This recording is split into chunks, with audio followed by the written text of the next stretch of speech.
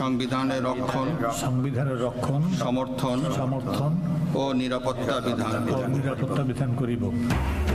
বঙ্গভবনে আরও 4 উপদেষ্টার শপথ। অন্তর্বর্তী সরকারের দায়িত্ব পুনর্বণ্টন। সাখাওয়াত হোসেনের পরিবর্তে স্বরাষ্ট্রে জাহাঙ্গীর আলম চৌধুরী। ডাক টেলিযোগাযোগের সঙ্গে তথ্য সম্প্রচারের দায়িত্বে নাহিদ ইসলাম। যুব ক্রীড়ার পাশাপাশি শ্রম কর্মসংস্থান মন্ত্রণালয়ে আসিফ মাহমুদ।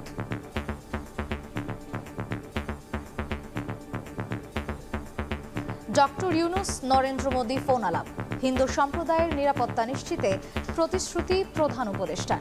বাংলাদেশের সঙ্গে কাজ করার আশ্বাস ভারতের প্রধানমন্ত্রীর। দেখছিলেন প্রধান শিরোনাম। রাতের সময় সঙ্গে আছি আমি মার্জিয়া শ্রেয়া। এবারে অন্যান্য শীর্ষ সংবাদ।